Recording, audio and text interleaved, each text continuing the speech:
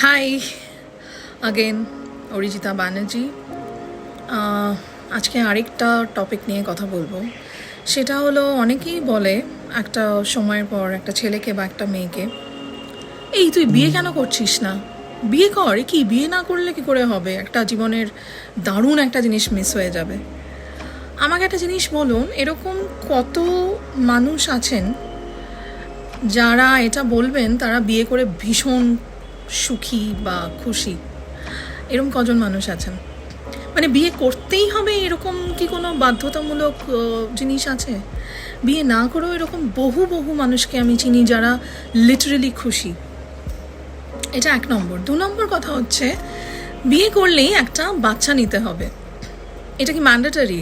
মানে বিয়ে করলে বাচ্চা নিতেই হবে, আর বাচ্চা থাকলেই তার জীবনটা পুরোপুরি ফুলফিলড? মানে যে কাপলের বাচ্চা নেই তারা কি পুরোপুরি সুখী নয়, এটা বলতে চান? আমার এরকমও প্রচুর মানুষ আছে যে ডিভোর্স হয়ে গেছে, তাকে সেকেন্ড ম্যারেজের জন্য চাপ দেওয়া হচ্ছে, আরেকটা বিয়ে কর। ঠিক আছে, একবার তো ভুল হতেই পারে, আরে সেই মানুষটা রেডি নয় আরেকবার বিয়ে করার জন্য।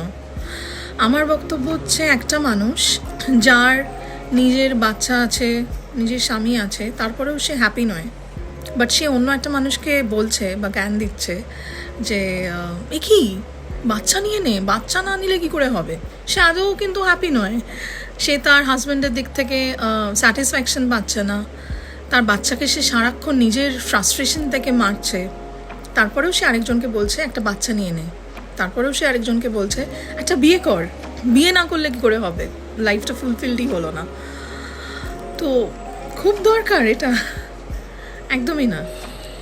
আপনি যেরকম আছেন, যেরকমভাবে থাকতে চান সেরকমভাবে থাকুন। নিজের ইকোনমিক্যালি ওই স্টেবিলিটিটা দরকার নিজের লাইফে, যে আপনি এনাফ নিজের জন্য বাঁচার জন্য। বাকি চারপাশে কে কী বললো না বললো অত খেয়াল না রাখলেও চলবে, তাই না? Comment if your agree with me. যদি অ্যাগ্রি না থাকেন তাহলেও কমেন্ট করতে পারেন, অসুবিধা নেই। ক্রিটিসিজম আমি যথেষ্ট সহ্য করতে পারি। Thank you for watching.